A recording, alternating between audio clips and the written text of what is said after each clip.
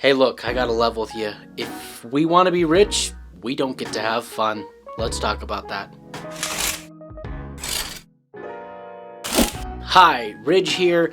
So when I say that if we want to become rich, we don't get to have fun, what I'm referring to is more of the mindset that poor people have. For example, a lot of us, we like to just buy things. For me personally, I like buying things at gas stations. I know, weird, right? But I'm just leveling with you here. I'm just saying that's what I like to do. I like to go to their gross deli and buy their brown food. But that's just something I like to do. It makes me feel like I have the money for this. I don't know if it was a childhood thing or something. And that racks up expenses. So I keep telling myself in my mind, once I have a lot more money, then this won't be a problem. I'll be able to afford to do this. Another thing I like doing is shopping at pawn shops and just buying crap that I don't actually need. I look at it and I'm all like, oh, that's a good deal. I should buy it. When I wouldn't buy it normally, so why am I buying it now? It's like this. I have this problem with impulsive spending. And if you're thinking, oh, I don't have problems with impulsive spending, you are a liar. Most people have a problem with impulsive spending. And we call it fun. We get to buy CDs or DVDs or movies or I mentioned a lot of entertainment there, or board games or clothes or shoes or accessories for our trucks or guns or bullets or whatever else. Hopefully not drugs. Obviously that's a problem. But we like to spend things on stuff that aren't essential. So if we want to be rich, we have to kind of put aside fun for now. Ask yourself this: do you want to be rich? No. Do you want to have fun right now? Or do you want to be rich? The biggest practice and mindset that we need to have is we need to give up short-term pleasure for long-term pleasure. Again, for perfect example, I'll use me as an example. I like buying food at a gas station or at a deli, at a grocery store, rather than making my own lunch. Which I still do. Usually I eat both, but I just don't pack more. There's a psychological thing that I need to break in my brain that I like to buy food out than making my own lunch before I go to work, which is stupid. It's dumb, but nevertheless, that's just one little mental hurdle that I have to get over. Because we all know making your lunch at home saves a lot of money. And the food at the delis and gas stations are gross. So I want to challenge you, what is your deli food? What type of thing do you enjoy the habit of rather than the actual end result? Like maybe it's buying unnecessary shoes or unnecessary socks or clothes, or maybe it's always renting the newest movie right away when it comes out. Whether you're actually wanting to see it, you just always have to be that person. They just like you're standing in line, bam, you rent the DVD, or maybe it's you always have to rent the newest video game, or whatever it is. Ask yourself, what is your deli food? Please let me know in the comments below. Feel free to share that. Really self-examine yourself. Is there a habit that you have that you just really enjoy the habit of doing it, even though you'd be fine without it? You'd be okay with not doing that thing. You'd be fine without buying it. You'd be able to figure out how to get around it. Maybe it's always buying a new sweater, or maybe it's always buying the newest shoes. When you realize, I could buy used, or I could buy not this exact brand name or something like that. So I want to challenge you guys, what's your deli food? So we have to ask ourselves, if we're just spending all this money on useless stuff, what's to say we won't do the same thing once we have a lot of money?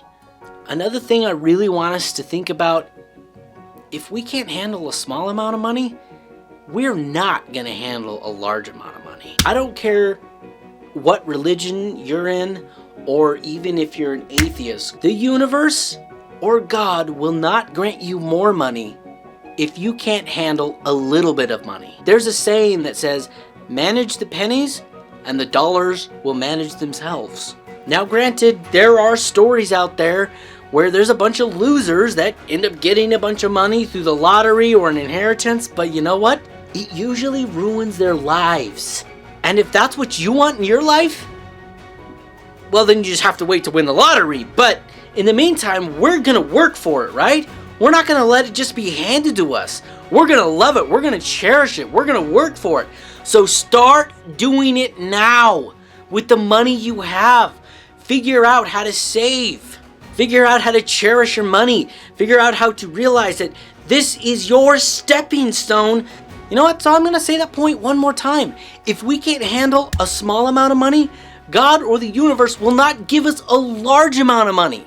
So we have to get our own finances under control before the universe or God will start opening up the doors to more finances. Now you might ask yourself, well, my finances are in order. Well, let me ask you this. Do you save a large amount of money? Are you investing it? Then if that's a no, then it's probably not good management. If you're just living day to day comfortably, is that what you want to do for the rest of your life? So let me talk to you just about a few steps of how we can get our finances in order. The first step obviously is budgeting. Of course, episodes coming up specifically about that. We're gonna have to learn how to live on a budget. And there's a lot of millennials out there that don't know how to budget, including myself. We have to learn how to do this and do it well if we're gonna ever expect to be able to get ahead. The other thing we've got to think about too is we've got to cut down on unnecessary expenses. For example, how much entertainment do we consume? How much money are we paying for that? How many times do we go to the theater to watch a movie that's just basically a stupid remix of the last movie I just watched? Maybe our streaming services can be cut down. What is there, like 50 right now?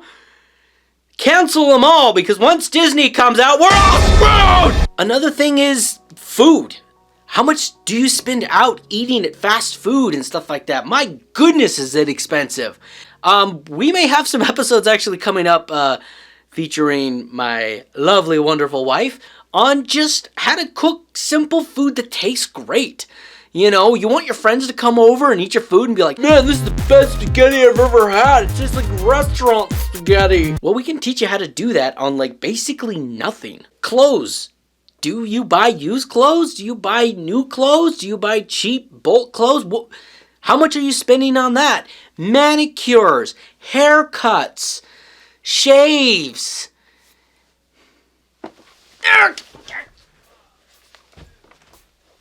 Pedicures, vehicles, leases, rent. Is there any way we can cut down on that? Is a question that we have to constantly always ask. Here's a challenge. We need to talk to an accountability person. Show them a budget. Look at your bank statement. I want us to just write down everything that we pay monthly. And we give it to somebody else. And we have that person look at it and say, do you really need that? And you have to sit there and justify it to another human being. I think you'd be surprised. Yeah, maybe I can cut back on some of that stuff. So once we've got our finances in order, of course, come back into budgeting. We'll have a separate video specifically on budgeting. What specifically I'm struggling with trying to get to a really strict budget. But once you've got your finances cut down, maybe then you'll have enough money to start saving and putting into a savings account to use for further investments later on in the future. You have no idea how many people, even since I've started this YouTube channel, have come up to me and said, well, I would like to invest, but I don't have any money up front because they don't have a savings. Please don't tell me in the links below whether you do have a savings or not. I actually do. Yeah. But most likely because it's like a huge average in America that most people don't have much of a savings. That includes me. And the other thing we have to think about is how we invest our time. Kind of comes back to the entertainment thing. We have to think about how we invest our time. And our time is probably the most valuable asset, especially as you begin to accumulate more and more riches and wealth. Your time is going to become way more valuable. There's an awesome YouTube channel where he talked about he does buy out because his time is more important to him that he's spending on investments and making more money than to make his own food at home.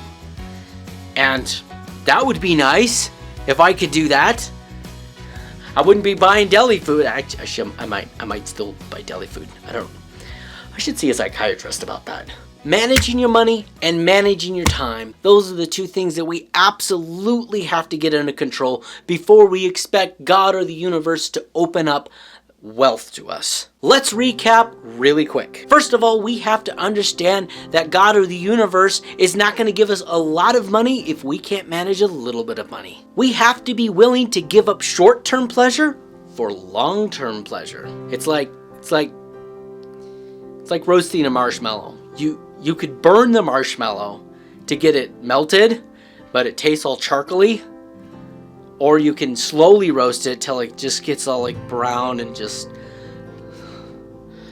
delicious. I actually don't like marshmallows. I was just doing that for those out there that do. Next, we have to get our finances in order. We have to be able to figure out how to cut down on costs. Next on the recap is invest your time wisely. Make sure that you're spending your evenings or your time off wisely, or even just sometimes alone with your thoughts.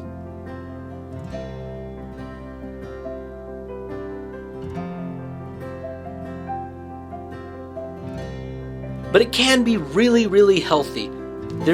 I'm gonna have some awesome videos coming up about the habits of the rich, which includes meditation, being alone with your thoughts. If you're just starting your journey to wealth, make sure you do two things for me. First of all, go ahead and subscribe, hit the bell notification, and slap that like button. I mean, like seriously, slap the silly out of that like button. You make sure it never makes a joke again. Even after the recap, I want to reiterate one phrase. If we can't handle a little money, we won't handle a lot.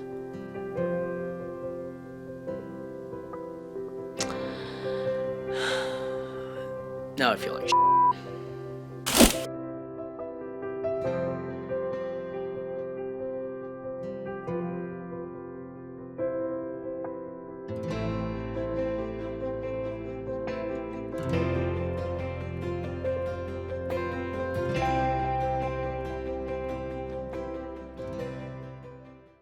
I was saying it all wrong the whole time.